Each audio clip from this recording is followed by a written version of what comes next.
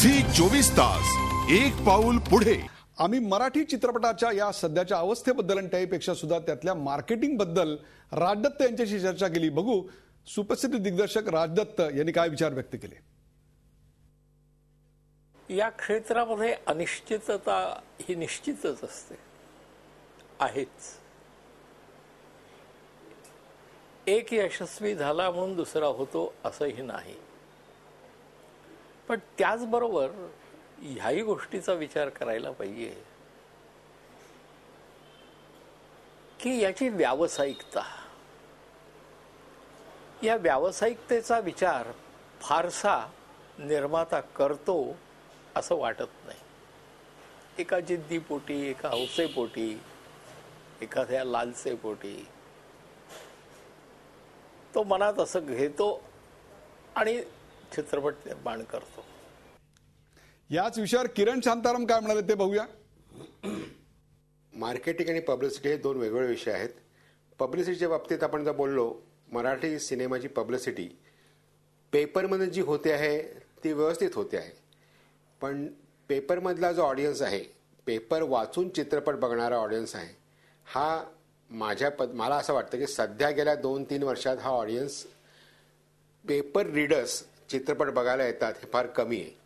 पण तोच जो ऑडियन्स, त्या ऑडियन्सला जर त्या स्मॉल बॉक्समध्ये जर प्रॉपरली पब्लिसिटी दिलीत, मग दूरदर्शन असू दे किंवा दुसरे कुठलेही चॅनल असू देत, प्रायव्हेट चॅनल, त्या माध्यमामध्ये तुम्ही जर गेलात तर त्याला ऑडियन्स जास्त मिळतो असं मला वाटतं.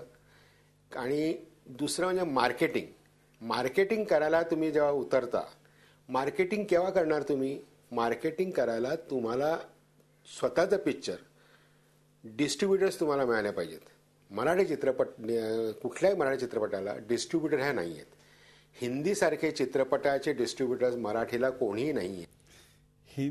हिंदीसारखे वितरक मराठीला नाहीत असा एक मुद्दा या ठिकाणी मांडलेला आहे. आणि हाच प्रश्न घेऊन मी जातोय महेश कोठारे यांच्याकडे.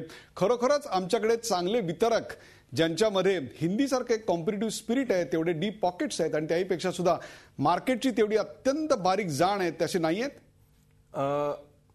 आहेत, डेफिनेटली आहेत. आणि तुम्ही जर इतिहास पाहिलात तर अनेक जे निर्माते, दिग्दर्शक किंवा निर्माते यशस्वी झाले त्या काळात, त्यांनी स्वतःचं वितरण संस्था काढली होती.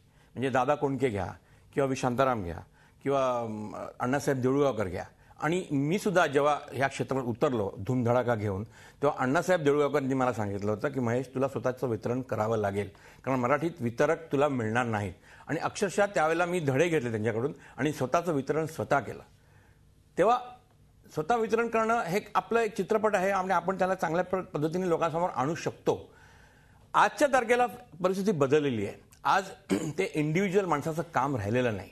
आज वितरण ही एक फार मोठा एक व्यवसाय झालेला आहे. त्यासाठी you need corporate support. Zee सारखी एक संस्था आहे जी त्यांनी उत्कृष्ट वितरण केलं आणि माझा चित्रपट वायकॉम 18 या संस्थेने वितरित केला आणि मुव्हिंग पिक्चर्स या कंपनीने त्याला बॅक केलं.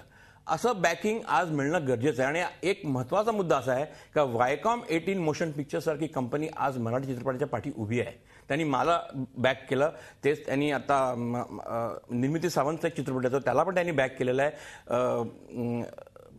72 मैल हा चित्रपट त्यांनी बॅक केलेला आहे. असे अनेक चित्रपट ते बॅक करतायत. तसं स्टार फॉक्स ही कंपनी आहे, ते सुद्धा मराठीमध्ये इंटरेस्ट दाखवत आहेत. झी तर आहेच आहे. तेव्हा लोकांनी आता असा विचार सोडून दिला पाहिजे का आम्ही स्वतः चित्रपट निर्माण केला तुम्ही नाही लावू शकत. तुम्हाला कॉर्पोरेट सपोर्ट घेणं भाग आहे. एक इंग्लिशमध्ये एक म्हण आहे, if you can't beat them join them. And I have joined them.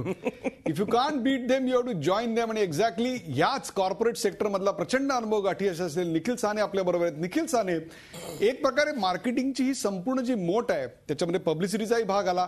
ती मोठ बांधण्यामध्ये मराठी निर्माते अयशस्वी ठरतायत. याचं कारण त्यांना फक्त चित्रपटाचे प्रोमोज, म्हणजे वृत्तपत्रामध्ये दिलेली एखादी जाहिरात किंवा चॅनलवर दिलेलं एखादी जाहिरात, इतक्या पुरतच ते मर्यादित स्वतःला समजतात आणि तेवढंच बजेट ठेवतात. कुठेतरी या मार्केटिंगची मोठ बांधण्यामध्ये आम्ही कमी पडतोय. निश्चितच मला अत्यंत हा महत्त्वाचा मुद्दा असा वाटतो की जो शांतारामांनी मांडला की गेल्या 12 वर्षातला प्रेक्षक आणि गेल्या 3 वर्षातला प्रेक्षक ह्याच्यामध्ये प्रचंड प्रमाणात तफावत आहे. मी जसं म्हटलं की ह्याच्यामध्ये स्थित्यंतर होत आहेत. ज्या प्रकारे लोक आज कम्युनिकेशनची साधनं वापरतायत, आज मोबाईल ज्या प्रकारे वापरतायत, ज्या प्रकारे इंटरनेट वापरतायत, टीव्हीचा वापर जो मोठ्या प्रमाणात वाढलेला आहे, हे जे ऍक्सेस मीडियम्स आहेत हे प्रचंड प्रमाणात वाढलेले आहेत. तो प्रिंट हा एक भाग आहे, पण प्रिंटच्या पलीकडे जाऊन एक मोठं विश्व आज तयार झालेलं आहे. मी झीनी केलेल्या काही गोष्टी आहेत की त्या म्हणजे की पूर्वी चित्रपट वितरत होता, फक्त चित्रपटगृहात महाराष्ट्रात रिलीज होतो, पण इतक्यावरच तुम्ही थांबू शकत नाही. तुम्हाला प्रिंट मीडियमची सोबत घ्यायला लागते, तुम्हाला आज रेडिओ मीडियमची मदत घ्यायला लागते, तुम्हाला इंटरनेटवरनं मार्केटिंग करायला लागतं, तुम्हाला वेगवेगळ्या ग्राउंड सोशल मीडिया आहेत, ग्राउंड ऍक्टिव्हेशन्स करायला लागतात. सो तुम्हाला खूप एका प्लॅन्ड प्रोफेशनल मॅनरनी हा सगळा एक बिझनेस म्हणून, जसे राजदत्त सर म्हणत होते की त्याची एक व्यावसायिकता तुम्हाला आणायची गरज आहे, आणि ती आणली तरच इथला दर्जा आणि व्यावसायिकता ह्याचं गणित कुठेतरी साधू शकू असं मला वाटतं. नुसतंच आपण एका मीडियमवरती आता थांबू शकत नाही. यापुढे जाऊन मी असं म्हणेन की येणाऱ्या काळामध्ये हे अधिकाधिक कॉम्पिटेटिव्ह होईल, कारण हिंदी या राज्याची एक फार मोठी एक युनिक गोष्ट आहे की इथे बॉलिवूड आहे, इथे त्यांचा दबदबा आहे, त्याचा मोठा प्रभाव आहे, आणि वर्षानुवर्ष इथे लोक हिंदी चित्रपट बघतायत आणि अत्यंत आवडीने बघतायत. सो म्हणूनच तुम्ही 60 आणि 70च्या काळात जेव्हा मराठी सिनेमाचा एक दर्जा होता, जे आज आपणही सगळे मान्य करतो, जिथे खूप प्रचंड टॅलेंट ज्या इथे काम करत होतं 50, 60, 70, तो इनप्रमाणे एक गोल्डन इरा होता मराठीचा. सो त्यावेळेस कधी हा प्रश्न नाही आला. सो इनवे दर्जा आणि मार्केटिंग अशा दोन हँड इन हँड जाणाऱ्या गोष्टी आहेत, त्या दोन्हीकडे आपल्याला लक्ष द्यायला लागेल हे निश्चित. बरोबर आहे. 50, 60 आणि 70च्या दशकामधला मराठी चित्रपटांचा एक ट्रेंड होता, त्याचा एक प्रेक्षक वर्ग होता, आणि त्या ट्रेंडनी प्रेक्षक वर्गाचं एक नातं जुळलेलं होतं. परंतु आता मात्र तसं दिसत नाहीये का? पूर्वी एक तमाशापटाचं युग होतं, त्यानंतर विनोद चित्रपटांची लाट आपल्याकडे येऊन गेली.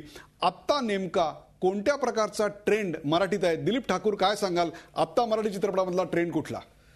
आता मी जास्तीत जास्त मराठी चित्रपट पाहतो आणि माझ्या असं लक्षात आलं की मराठीत सध्या सर्व प्रकारचे चित्रपट बनत आहेत. तुम्ही बघा, कुठला विषय नाही असं नाही आहे. याचं कारण असं झालं की निर्मितीची संख्या जशी वाढली तशी आपल्याकडे सर्व प्रकारचे विषय येऊ लागले. माझी शाळा आला तसा झपाटलेला 2 देखील आला, प्रेमसूत्र आला त्याच्या प्रेमाची गोष्ट देखील आला, तर अनुमती आला, तसे इतरही काही चित्रपट. तर हे लक्षण अगदी चांगलं आहे की एकाच टाईपचे चित्रपट मराठीत येत नाही आहेत. ही जी विविधता आहे त्या विविधतेमुळे सर्व प्रकारचा प्रेक्षक मराठीकडे येऊ शकेल असं मला वाटतं. परंतु मगाशी नलावडे यांनी जो एक मुद्दा मांडला की मराठी चित्रपट प्रसिद्धीमध्ये कल्पकता नसते, या मताशी मी पूर्ण सहमत आहे. काय मराठीत आता सर्व प्रकारचे चित्रपट बनत आहेत, परंतु हे जी विविधता आहे ही लोकांपर्यंत पोहोचायला पाहिजे. आपल्याकडे काय होतं की माझी पोस्टर्स किती लागली, कुठे कुठे लागली, किती मोठी जाहिरात होती, फुल पेज जाहिरात होती काय, इंटरव्ह्यू किती दिली, पार्ट्या किती दिल्या, पार्टीचं बजेट किती होतं, ह्याच्यावर आपला सगळा फोकस असतो. मला वाटतं यांनी पब्लिसिटी होत नाही, यांनी नुसती रद्दी जमा होते, ह्यानी काहीही लोकांपर्यंत पोहोचत नाही. आज लोकांसमोर इतक्या गोष्टी आहेत, वाचायला आहे, घटना घडतायत, बातम्या, उत्तराखंड घडतं, मॅच फिक्सिंग असतं, त्याच्यामध्ये तुमच्या सिनेमाची एक बातमी वाचण्यासाठी त्याला खूप दिव्यातून जावं लागतं. तर मला असं आताही असं वाटतं की मराठी चित्रपटाची प्रसिद्धी ही मुहूर्तापासूनच सुरू व्हायला पाहिजे. जशी झपाट्याला 2ची झाली, प्रेम म्हणजे प्रेम झाली, येडाची झाली, आणि ती पब्लिसिटी नुसती पब्लिसिटी नको की नुसती मुलाखतीचं वाटप नको किंवा नैवेद्य नको. हल्ली आजकाल सहजपणे मुलाखती मिळतात. कोणी प्रत्येक कलाकार हा बोल बच्चन झालेला आहे. तो पत्रकाराला साधं नाव सुद्धा विचारत नाही आणि वृत्तपत्र तर त्याहून विचारत नाही की तू कुठल्या पेपरला लिहिणार आहेस आणि काय लिहिणार आहे. असं होता कामा नये. त्याच्यामध्ये काहीतरी टॅक्टिक्स पाहिजेत, कल्पकता पाहिजे, गुंतागुंत निर्माण, तुम्हाला उत्सुकता निर्माण केली पाहिजे. आता आम्ही इकडे चौघं बसलेलो आणि मी एक नवे नवे मुद्दे मांडतोय, ह्याच्यामध्ये तोचपण आला तर लोक टीव्ही बंद करतील. बरोबर आहे. नवे मुद्दे आले तर लोक टीव्ही चालू ठेवतील. मार्केटिंगचं एक तत्व आहे. बरोबर आहे दिलीप ठाकूर, मार्केटिंगचं एक तत्व आहे, आणि ते म्हणजे एंगेजमेंटच्या ऐवजी एक्साइटमेंट निर्माण करता आली पाहिजे, आणि ती एक्साइटमेंट निर्माण करणं यालाच आता मार्केटिंगची कला म्हणतात. परंतु या पलीकडे जाऊन अत्यंत एक अनिष्ट आणि घातक गोष्ट मराठी चित्रपटात घडते का, याविषयी मला महेश कोठारे यांना विचारायचं आहे. महेश कोठारे, पूर्वी आपल्याकडे प्रभात चित्रमंदिर होतं, त्याच्यानंतर अण्णासाहेब देऊळगावकर, जी चित्रपटाला वाहिलेली अशा प्रकारची एक पिढी होती. ते निर्माते होते, त्यांनी पैसे गोळा केले, चित्रपटात टाकले, काही ठिकाणी वसूल केले, काही ठिकाणी मारही खाल्ला, परंतु त्यांची चित्रपटावरची, चित्रपट निर्मितीवरची निष्ठा तसूभरही ढळली नाही. परंतु आज चित्रपट निर्मितीत पैसा गुंतवणारा जो वर्ग आहे तो संशयास्पद आहे. थेट बोलतो, सरकारी अधिकारी आणि राजकारणी यांनी यात पैसे गुंतवून एक प्रकारे याचं वाटोळ केलंय. काय सांगाल तुम्ही? नाही, मी असं म्हणणार नाही. चित्रपट निर्मिती करण्याचा प्रत्येकाला हक्क आहे. कोणी येऊन निर्मिती चांगली करावी, व्यवसाय वाढतो आणि सगळ्यांनाच फायदा होतो. पण त्यातले जे निष्ठावंत आहेत, माझ्यासारखे, अरुण नलवडेंसारखे किंवा झी सानेंसारखे, हे लोक टिकून राहतील. टिकून राहणं, कोण टिकून राहते ह्याला महत्त्व आहे. किती क्वांटिटी बनते ह्याचा अजिबात व्हॅल्यू नाही आहे. तुम्ही किती चांगले चित्रपट बनवता, ते किती लोकांपर्यंत पोहोचतात. चित्रपट सगळेच व्यावसायिकदृष्ट्या हिट झाले पाहिजेत, यशस्वी झाले पाहिजेत असं नाही आहे. दिलीप ठाकूरनी सुद्धा हा मुद्दा मांडला होता. बेसिकली चित्रपट चांगला बनणं, मग त्याला अवॉर्ड्स मिळतील, त्याला आंतरराष्ट्रीय फेस्टिवल्समध्ये मागणी होईल, तो सुद्धा एक व्यवसायाचाच भाग म्हटला जातो. तेव्हा असे काही चित्रपट बनतात ज्यांना कमर्शियल सक्सेस मिळत नाही, ते अपेक्षितही नसतो. त्यांना इंटरनॅशनल लेवलवर जायचं असते, त्यांना नॅशनल अवॉर्ड लेवलवर जायचं असते. म्हणून मी नेहमी म्हणत असतो की मला अवॉर्ड नको, मला रिवॉर्ड हवेत. मला अवॉर्ड नकोय, मला रिवॉर्ड हवेत. आणि हे रिवॉर्ड नेमके त्यांना त्यांच्या झपाट्याला या चित्रपटाला मिळाले आहेत. झी 24 तास, एक पाऊल पुढे.